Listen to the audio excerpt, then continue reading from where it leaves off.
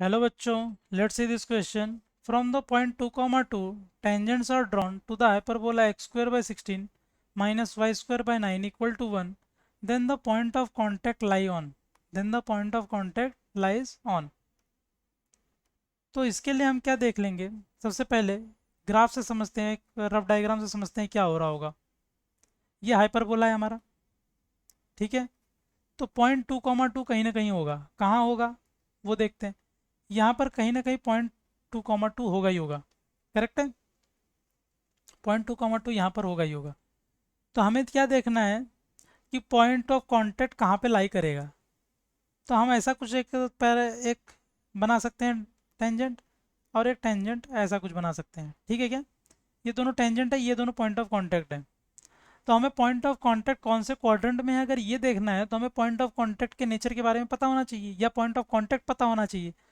तो point of contact अगर हमें निकालना है, तो हमें बेसिकली अगर इन दोनों लाइन को मैं ज्वाइन कर दूं, तो ये क्या हो जाएगा? Chord of contact. ये क्या हो जाएगा? Chord of contact. टेंजेंट्स का जो टच पॉइंट होता है उनको मिलाने पर जो बनता है वो कॉर्ड ऑफ कांटेक्ट बनता है। तो अगर मैं इस कॉर्ड ऑफ कांटेक्ट को इस हाइपरबोला के साथ सॉल्व कर दूं, तो ये पॉइंट्स तो मुझे मिल जाएंगे ना। तो इसको मैं बोला x1 y1, और इस पॉइंट को बोल रहा हूँ x2 y2। तो ये x1 y1 और x2 y2 अगर मुझे निकालना है, तो इस कॉर्ड ऑफ कांटेक्ट को इस हाइपरबोला के साथ सॉल्व करना पड़ेगा। करेक्ट। तो हम क्या कर रहे हैं, यहाँ पर directly hyper chord of contact निकाल रहे हैं। तो सी ओ सी की इक्वेशन क्या होती है? C O C is T equal to zero. तो टी इक्वल टू ज़ीरो क्या हो जाएगा?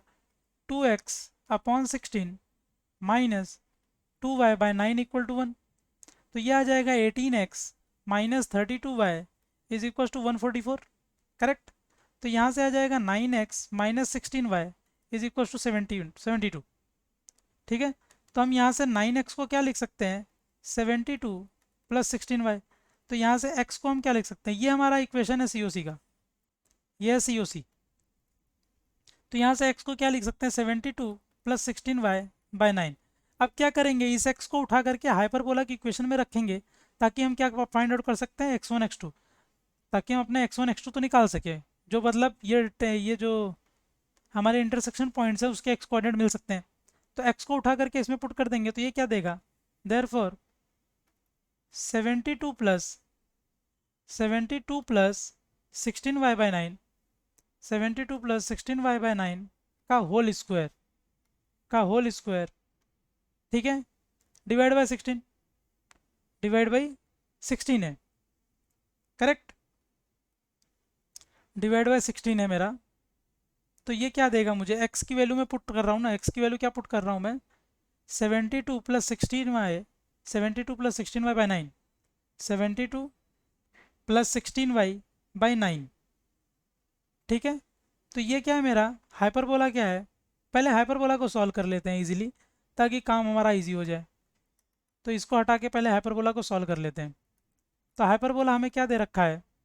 हाइपरबोला दे रखा है हमें एक्स स्क्वायर बाई, हाइपरबोला क्या दे रखा है? x² by 16 minus y² by 9 equal to 1।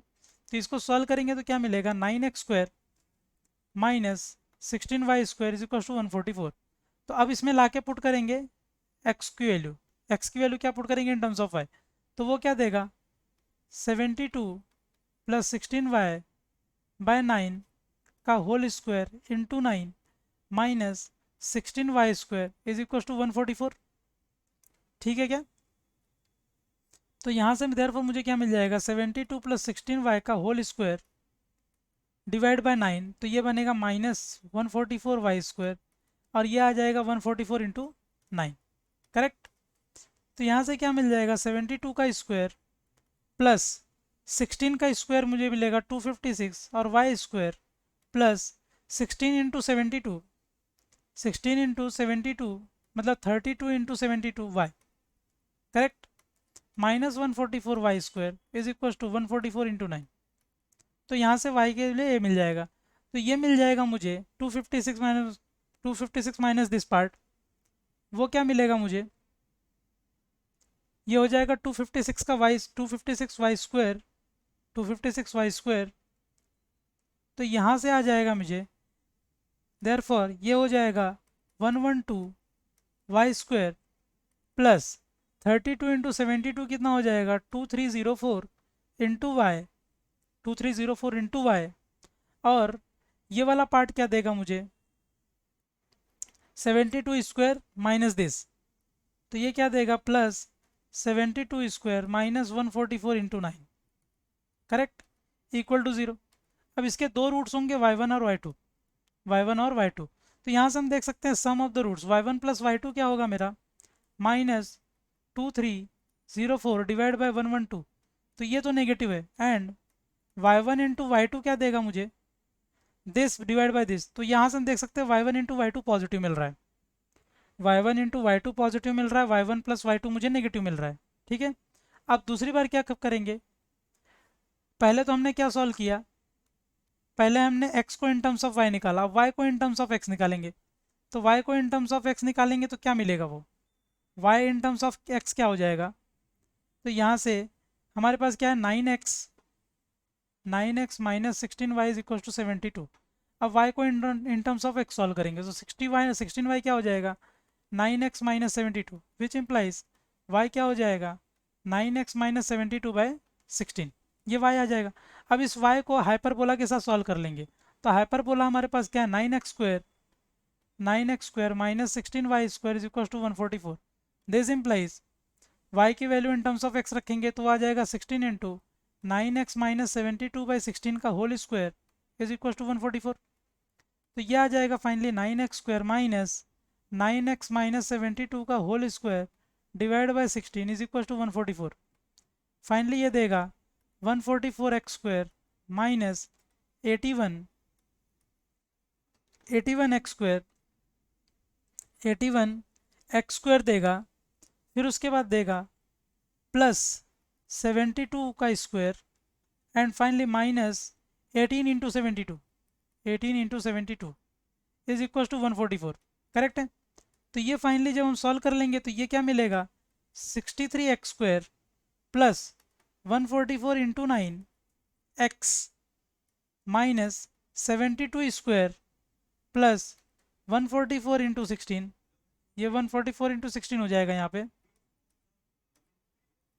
ये आ जाएगा इक्वल टू 0। इसके दो रूट्स होंगे x1 और x2, x1 और x2, इसके दोनों रूट्स क्या आ जाएंगे x1 x2।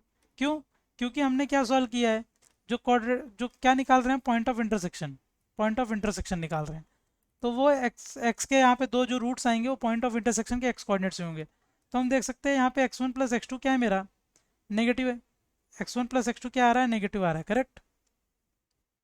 And x1 into x2 क्या आ रहा है माइनस ऑफ दिस बाई ये, माइनस ऑफ दिस बाई दे, तो यहाँ पर x2 भी क्या मिल जाएगा मुझे नेगेटिव मिल रहा है, करेक्ट है। तो x1 प्लस x2 भी नेगेटिव है, x1 इंटू x2 भी नेगेटिव है, ठीक है क्या, x1 प्लस x2 भी नेगेटिव है। तो अगर ये मेरा x एक्सिस है, ये y एक्सिस है, x1 इंटू x2 नेगेटिव है, तो इसका मतलब x1 पॉजिटिव हो सकता है और x2 नेगेटिव हो सकता है, मतलब एक का x कोऑर्डिनेट पॉजिटिव होगा, दूसरा x कोऑर्डिनेट नेगेटिव होगा, करेक्ट। दूसरा चीज y1 प्लस वाई भी नेगेटिव है और y1 इंटू वाई पॉजिटिव है। और y1 प्लस वाई, अगर y1 प्लस वाई मुझे नेगेटिव रखना है, अगर y1 प्लस वाई मुझे नेगेटिव रखना है, तो इसका मतलब क्या होगा कि या तो एक नेगेटिव एक पॉजिटिव हो जाए, लेकिन साथ में क्या दे रखा है y1 इंटू वाई पॉजिटिव। अब y1 इंटू वाई पॉजिटिव होने का मतलब है y1 पॉजिटिव वाई पॉजिटिव, या फिर y1 भी नेगेटिव एंड y2 भी नेगेटिव। लेकिन अगर y1 y2 दोनों को पॉजिटिव लिया, यहाँ पे एक कंडीशन और है, y1 प्लस वाई क्या होना चाहिए नेगेटिव। अगर y1 और y2 को पॉजिटिव ले लिया तो y1 प्लस वाई कभी नेगेटिव होगा ही नहीं, इसका मतलब ये केस तो नहीं हो सकता। इसका मतलब y1 और y2 दोनों क्या होंगे नेगेटिव होंगे, तो नेगेटिव होंगे तो y1 यहाँ कहीं आएगा, y2 यहाँ कहीं आएगा, तो ये रहेगा मेरा x1 y1 और ये रहेगा मेरा x2 y2। तो मेरा एक पॉइंट यहाँ पे थर्ड क्वाड्रेंट में आ जाएगा, एक पॉइंट कहाँ आ जाएगा फोर्थ क्वाड्रेंट में, एक पॉइंट थर्ड में आ जाएगा और एक पॉइंट फोर्थ क्वाड्रेंट में आ जाएगा। तो हमारे पास जो दोनों पॉइंट है, एक तो थर्ड क्वाड्रेंट में मिलेगा मुझे और दूसरा कहाँ मिलेगा फोर्थ क्वाड्रेंट में। So option 3 and 4 are correct. I hope you understood it well, best of luck.